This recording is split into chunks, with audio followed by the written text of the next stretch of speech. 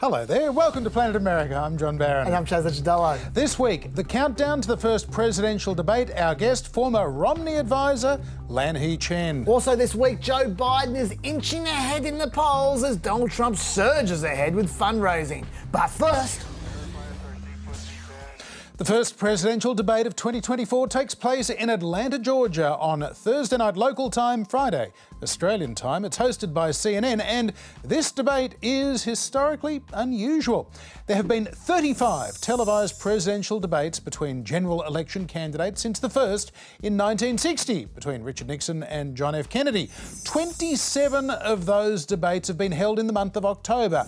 The other 8 in late September. None has ever been held in June, July or August before, and none before the candidates have even been officially nominated at their party conventions.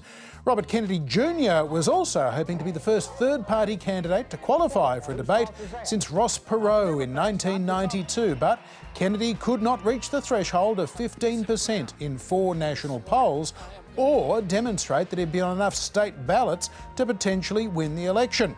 Although Kennedy sees something more of a conspiracy. It appears that both President Trump and President Biden are afraid to debate me, and their campaigns are colluding with CNN to keep me off the debating stage. The 2 other candidates don't agree on much, but they do agree about excluding me from that stage. And he is right to the extent that Democrats and Republicans created the rules back in 2000, which CNN is generally following this year, even though they are not operating under the old Commission for Presidential Debates this year. And the conspiracy goes even further, John. Really? When RFK makes his electoral complaint, he's going to discover that the Federal Election Commission that he's complaining to consists of 6 members, 3 Democrats, and 3 Republicans and 0 RFKs. Dun, dun, dun. So he might have a hard time convincing 4 of those people to pursue a case.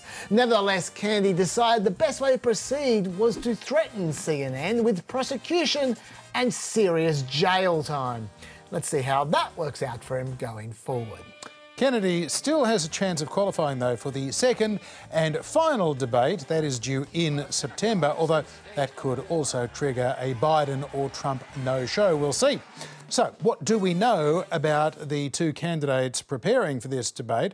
By all accounts, President Biden is taking a traditional approach with a series of practice or mock debates. Attorney Bob Bauer will be standing in for Trump during mock debate sessions, yelling insults at Biden and trying to get under his skin. You're playing a role. You're trying to make the experience as realistic for the person you're working with as possible. The resemblance is uncanny.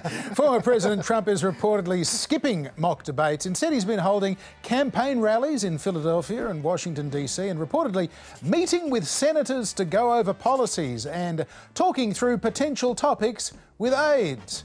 Trump is also trying to manage expectations of Biden, claiming without evidence that his opponent will be taking drugs to, quote, get jacked up for the debate. Because they want to get him good and strong, so a little before debate time he gets a shot in the ass, and that's... They want to strengthen him up. So he comes out, he'll come out, I say he'll come out all jacked up, right? All jacked up. Yeah, Trump's ex-White House doctor, Ronnie Jackson's been beating this drum real hard, demanding drug tests. I'm going to be demanding on behalf of many millions of concerned Americans right now that he submit to a drug test before and after this debate, specifically looking for performance-enhancing drugs. Because we've seen recently in his State of the Union address that there was a Joe Biden that came out that was not similar at all to what we see on a day-to-day basis for the last 3.5 years. And there's just really no way to explain that other than he was on something, that they'd given him medication. And there's drugs that actually just increase alertness, like Adderall and other types of amphetamine-type drugs, maybe Provigil, things like that. So stimulants like Provigil, hey? Well, that is richly ironic, given that the only doctor proven to be abusing the prescription of drugs in the White House is Jackson himself. And the Inspector General's report found that Jackson's team widely dispensed sedatives and stimulants such as, wait for it, Provigil, without proper prescriptions. So much so that they called him Candyman and Dr. Feelgood. So that is one very black pot there. In fact, for all we know, he might have handed out some black pot as well. That's the good stuff. Meanwhile, one of the current favourites to be Trump's vice presidential running mate, North Dakota Governor Doug Burgum, has been doing his best to raise expectations for Joe Biden. He's run for president 4 times. He's been campaigning since President Nixon was in office. This guy has got the ability, and we've seen it. We've seen him in debate 4 years ago. We've seen him in the State of the Union this year. That when he needs to, he can step up. Doug Burgum is everywhere at the moment on US politics shows as a campaign surrogate for Donald Trump. So let's hope that Trump hasn't seen this clip from last year when Doug was asked if he would ever do business with Trump. I don't think so. Why?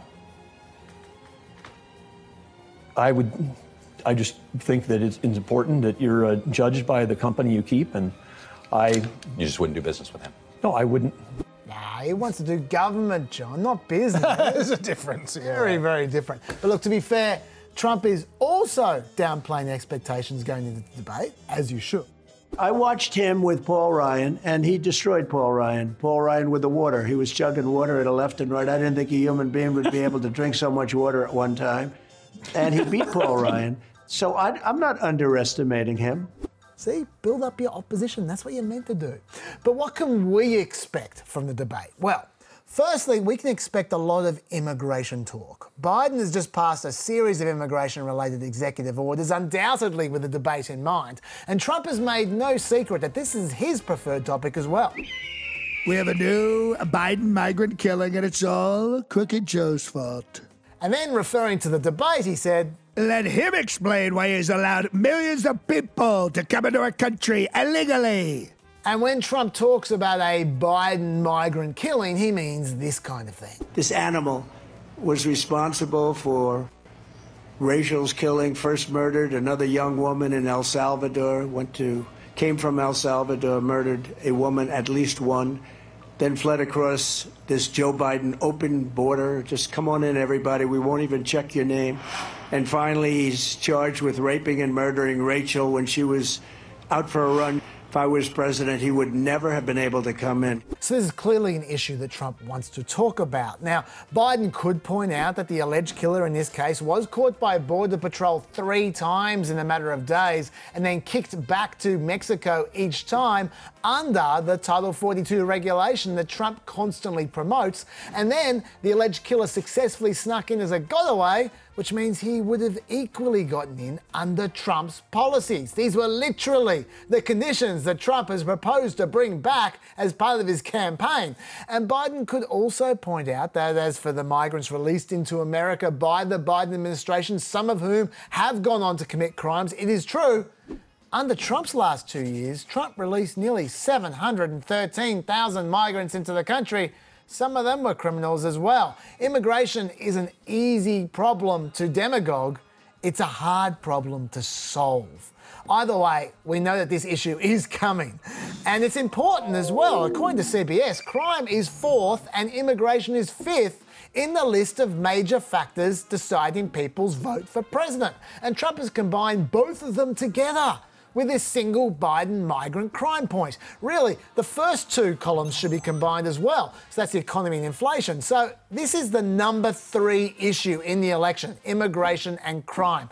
The other thing we know that's coming is Trump attacking the moderators. His spokesperson already got a head start this week, and he would have loved the response she got. It does seem as though many Republicans have set the bar very low in terms of arguing that Joe Biden is basically senile.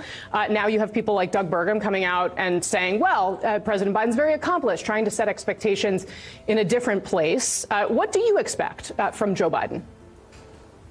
Well, first of all, it would take someone 5 minutes to Google Jake Tapper, Donald Trump, to see that Jake Tapper has consistently, we're going to stop this interview if you're going to keep attacking my colleagues. Adolf Hitler. Ma'am, I'm going to stop this interview if you continue to attack my colleagues. I would like to talk about Joe Biden and Donald Trump, who you work for. Yes. If you are here to speak on his behalf, I am willing to have this conversation. I am stating facts that your colleagues have stated in the past. Okay. Now, I'm sorry, guys. We're going to come back out to the panel. Caroline, thank you very much for your time. You are welcome to come back at any point. She is welcome to come back and speak about Donald Trump.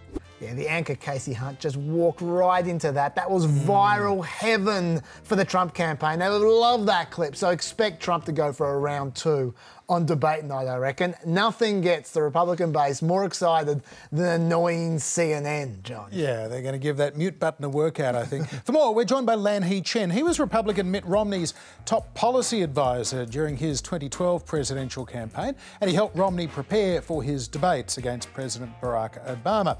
Lanhee Chen, welcome back to Planet America. Thank you for having me. Lanhee, you've been a part of this process. How aware are the candidates themselves as to the stakes of these debates? Obviously, if they're running for president, they're used to some pretty high-pressured moments, but they're only moments away from a disaster. We're on that debate stage, aren't they? I think they're aware of the fact that it's a high-stakes moment, and in this year's campaign, particularly so, given that this may be the only time we see Trump and Biden on stage. I know they're scheduled to have another debate in September. Who knows if we'll get there or not in terms of the two candidates agreeing to appear again. So I think they understand that. I think in the preparation for this, as well as the fact that, it's a pretty tight race. I think Trump's got a little bit of an inside advantage in some of the key states that will decide this election. But both Trump and Biden know it is a deeply divided electorate and an opportunity, maybe their only opportunity, to make a case to hundreds of millions of Americans. So yeah, I would say in this situation, they're both keenly aware of the stakes involved in this debate. So what's the actual aim on Thursday night? Is it to win the debate, or is it to seed talking points and moments for news coverage? I think it's both. I think there's an opportunity, obviously, to emphasize key issues for the Biden team. They're going to go to Donald Trump's criminal convictions, the argument that Donald Trump is out for himself rather than for the American people. And for Trump, they're going to try and go to Biden's age, perceptions around that, as well as issues that they believe they handle better, whether it's the economy or immigration. But ultimately, if you've got a moment that goes viral, that's worth as much as anything else. And we think back to for example, to the 1988 vice presidential debate between Lloyd Bentsen and Dan Quayle, the famous quip that Dan Quayle was no John Kennedy. That's the kind of viral moment that I think both candidates would love to have and would certainly have an impact potentially on the race. Lanhee, we have seen this very strange version of the expectations game where first Trump and his allies were saying Joe Biden can basically not tie his shoelaces or finish a sentence. Now they're saying if he can do either of those things, it's because he's jacked up on drugs. What do you make of all that? This is classic expectation setting. Both sides trying to make the other side look a little stronger, look a little better, to maybe cover up for any inadequacies or shortcomings in the debate. This is all the kind of framing that we've heard every campaign I've worked on, every campaign I've been a part of, every campaign I've observed. The candidates try to do what they can to set expectations and make the other side feel like the world's greatest debater, with the goal, of course, of if they don't perform to that standard, then you can say, oh, look, they messed up, they didn't do well. By contrast, my candidate did great. This is the oldest play in the playbook, and not surprised at all we see both sides engaging in this dialogue now. Now, we've already seen some complaints from Team Trump about how biased the moderators supposedly are. So how do you think the moderators should handle it if Trump decides to put them on trial during the debate? Look, I think that for the moderators, the key here will be to conduct the debate in as even-handed of a way as possible, to treat both candidates the same. And ultimately, the way that they can push back on any of those assertions is to moderate a clean debate and to make sure that both sides are able to express their points of view, that both sides are able to address whatever grievances they need to address. It's tough to be a moderator of these debates. I really do sympathize. I mean, if you look back over the years, there's a reason why there was so much consistency for many years, why Jim Lehrer was the moderator of the first presidential debate in so many years, why we saw others who sort of were repeat moderators, because it's hard to do in a way that's clinical, in a way that doesn't advantage one candidate or the other. And when moderators become the story, as for example, Candy Crowley did when she moderated I believe it was the second presidential debate in 2012, the one that I was involved in with then Governor Romney. I think moderators don't want to be the story.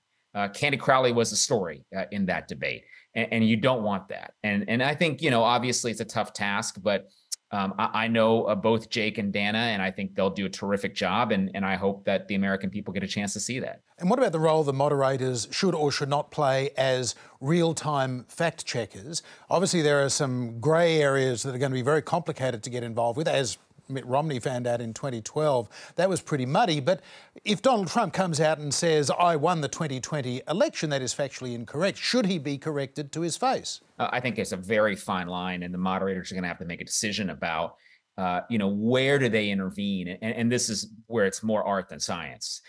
They're going to have their own standard that they need to articulate early on. And if they're going to be fact checkers, they need to let both candidates and the American people know, here's the role we play.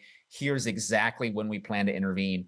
And when you have a sort of appropriate intervention versus an inappropriate intervention. But, there's an argument to be made that some facts need to be checked in real time. There's no question about that. Whereas others, if it's more a matter of judgment or a question of a little bit more gray area, you probably leave that to the post-debate analysis. But again, this is why it's hard to be a debate moderator and kind of a thankless job. Lanhee Chen, as always, we appreciate your insights. Thank you for being with us on Planet America. Thank you. The Biden campaign announced this week they'd had their second best fundraising month ever in the month of May, banking $85 million between the campaign coffers, allied committees and political action groups all backing Joe Biden. Not bad, but former President Trump is really flexing his fundraising muscles now. After trailing President Biden in the money stakes for months and burning through the campaign cash he did have on legal fees and the Republican primary process, he is now raking in some very serious moolah. The Trump campaign and the Republican National Committee have claimed a massive $141 million fundraising haul for the month of May. They also said organisations supporting Trump raised another $150 million in May for a grand total of nearly $300 million in a month. We now know from federal filings that $50 million of that came from just one mega donor, Timothy Mellon, the 81-year-old heir to the Mellon banking and oil fortune dating back to the 19th century. Before this latest cash splash from Mellon, he'd already given $25 million to both the pro-Trump super PAC, MAGA Inc., and to the American Values super PAC, which backs Robert F. Kennedy Jr. President Biden has got backers with deep pockets too. Businessman and former New York City Mayor Mike Bloomberg giving him $20 million. Well, technically he gave it to super PACs trying to help Biden beat Trump. Same. Bloomberg is reportedly the 15th wealthiest person in the world. He has got deep pockets. About $106 billion are in them. And I'm sure it's just a coincidence that Bloomberg received the Presidential Medal of Freedom last month from Joe Biden. That Bloomberg money won't appear, though, until the June fundraising numbers come out in the next few weeks. But the bottom line of all of that, there is a lot of dark and grey money sloshing around in these various committees and political action groups. But when it comes to the official election funds, Trump's campaign and the RNC are now reporting just over $170 million cash on hand, combined at the end of May. That's overtaking Biden and the Democratic National Committee for the first time. They have reported just shy of $157 million in the bank. But Biden still has a bunch of unofficial money on his side.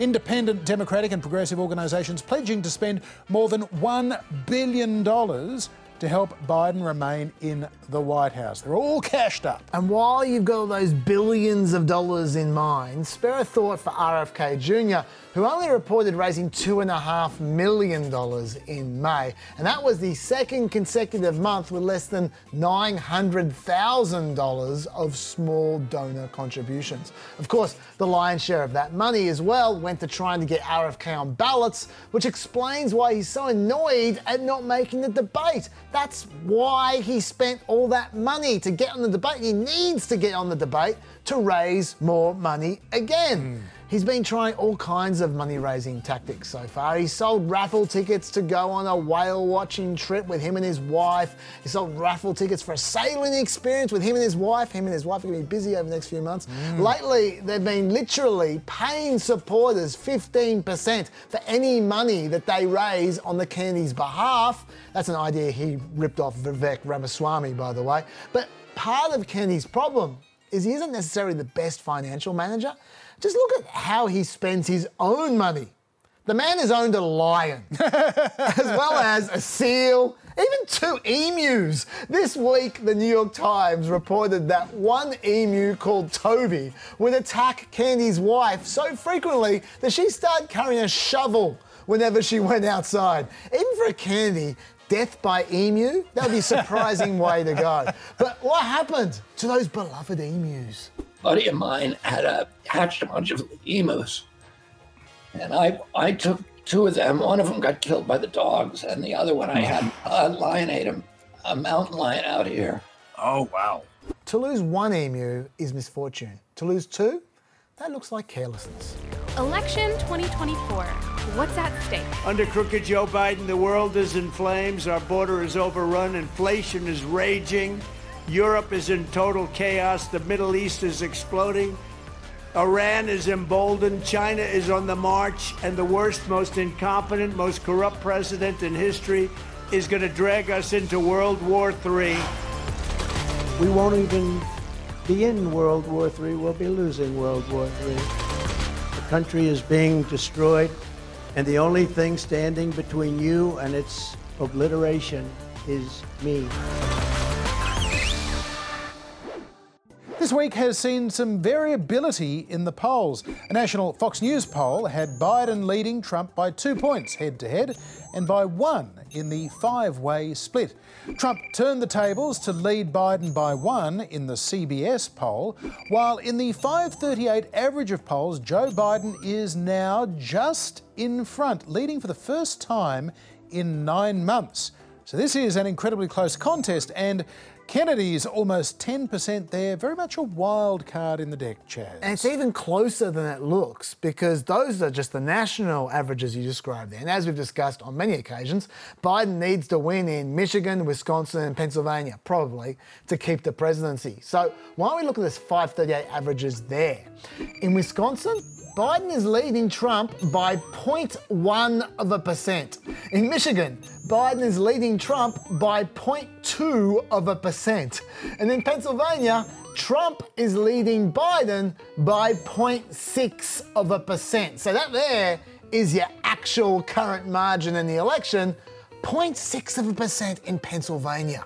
Now, obviously, all those numbers are well within the margin of error. So as you say, John, it's close. Although Biden is definitely on a run-on at the moment. If we look at that Fox poll again you described before, you can see that Trump has stayed relatively stable for the last 6 months at least, but Biden has gained 5 points. That's why he has taken the lead. And it's been particularly through independents.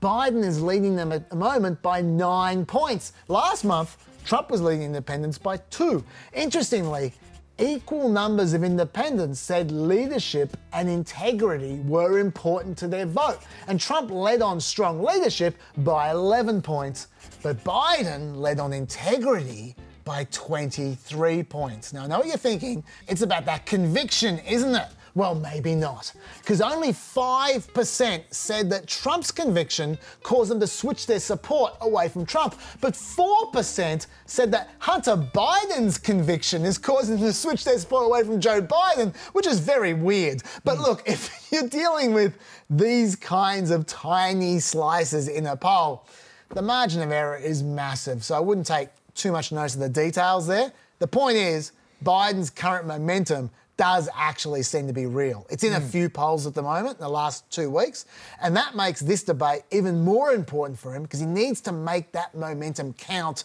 while he's got it. Yeah, he certainly does. Meanwhile, former President Trump is still denying claims that he described American service members killed fighting wars overseas as suckers and losers. Now he's blaming bad advice for not pushing back when the 2020 story was ultimately confirmed by his former Chief of Staff, General John Kelly, last year. But they made up a suckers and losers statement so terrible. And my stupid people, when I wanted to refute it, they said, "Sir, don't dignify it with a refutal. Refutal or a refutal?" What the hell word would that be? Refutal? What they'll say, he didn't know, refutal or refutal, but they don't know either. Consider it rebuttaled, Mr. President. A lot of attention, meanwhile, has been focused on various US courts over the course of this week. Australian WikiLeaks founder Julian Assange appeared in a federal court in Saipan in the American territory of the Mariana Islands, where he pleaded guilty to violating espionage laws as a part of a deal to secure his release, which he now has been. The Biden administration has kept its distance, though, from the Justice Department making the decision to cut this deal with Julian Assange. Also this week, it marked 2 years since the Supreme Court's landmark Dobbs ruling, which overturned Americans' constitutional right to have an abortion. Today, dozens of events across the country, including a protest outside the Supreme Court by abortion rights activists. So far, 21 states have removed or reduced access to abortion since that ruling. Democrats staged demonstrations in some of those key battleground states this week. They're vowing to reinstate abortion rights if they win big in November. If we have the trifecta, the House, the Senate, and the White House, then we are going to make Roe versus Wade law of the land again. But that trifecta is incredibly unlikely. President Biden, though, clearly wants to make the 6-3 conservative dominance of the US Supreme Court a big election issue by referring to it last week, as we heard, as out of kilter. We'll see just how in or out of kilter it's going to be in the days and weeks ahead, though, when the court will issue a ruling on President Trump's sweeping claims for presidential immunity. The court has also been asked this week by the former Trump advisor Steve Bannon to pause his prison sentence on contempt of Congress charges after his repeated bids to push off jail time were denied. Steve Bannon is due to go to jail next Monday for 4 months. Last week, the court surprised some, though, by resisting further expansion of gun rights, instead upholding a federal law that prohibits people subjected to domestic violence restraining orders from having firearms. With the opinion of the court, Chief Justice John Roberts writing, an individual found by a court to pose a credible threat to the physical safety of another may be temporarily disarmed consistent with the Second Amendment. Yeah, this is interesting because this ruling totally contradicted Clarence Thomas's baby, his pro-guns ruling in 2022 called the Bruin case. Thomas basically held that if you couldn't point to a tradition from the 17 and 1800s of banning certain gun-related behaviour, you can't ban it now. Obviously, they didn't care much about domestic violence in the 1700s, but the court just couldn't go with Thomas all the way to protecting the gun rights of domestic abusers, so they deserted him 8-1, and Clarence Thomas was very sad. As for this week, though, there are heaps of big judgments due. Can states ban abortions in emergency rooms? Can states force social media companies not to block people? Can the federal government pressure social media companies to remove misinformation? Can agencies make their own environmental rules? Can cities outlaw homelessness and the immunity case as well? That's all supposedly happening in the next 2 days. I'm going to be really busy on PEP. But John, you know, the biggest court cases this week might not have occurred at the Supreme Court. 2 separate district courts. They're the lowest level of court. And I might add, by the way, 2 Democratic judges in those 2 district courts have both chosen to block Joe Biden's student debt relief plan. Now, recall this is Biden's second attempt at a student debt relief plan. The first plan was blocked by the Supreme Court as well. In my view, rightfully. But now Biden's come up with an alternative plan, and that has been blocked as well by Democratic-appointed judges. So if he tries to appeal it, it's only going to go to more conservative judges. I don't fancy his chances of reviving this strategy.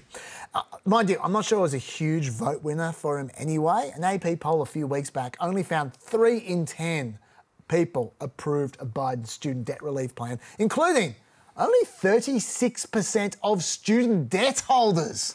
So not the worst loss for Biden there, although a big loss. Yes, and before we go this week, tens of millions of Americans have been sweating through a week of high temperatures, passing 100 degrees Fahrenheit, about 38 degrees Celsius, in many parts of the United States in recent days, including in Washington, D.C., where this wax sculpture of Abraham Lincoln started to melt away. Or maybe he just couldn't stand to watch anymore. I don't know about that. But that is it for another trip to Planet America. Do join us for a special fireside chat on Friday night on ABC News. We'll have a complete wrap of the presidential debate. And then we're going to have a 2-week show break on Wednesdays on ABC TV. But there is, of course, going to be Pep podcast during that break because Pep never sleeps. And we're going to have an extra fireside chat on Friday, July the 12th. when Trump's sentence is expected to be handed down by a certain Judge Machad in New York. We'll see you then. Bye-bye.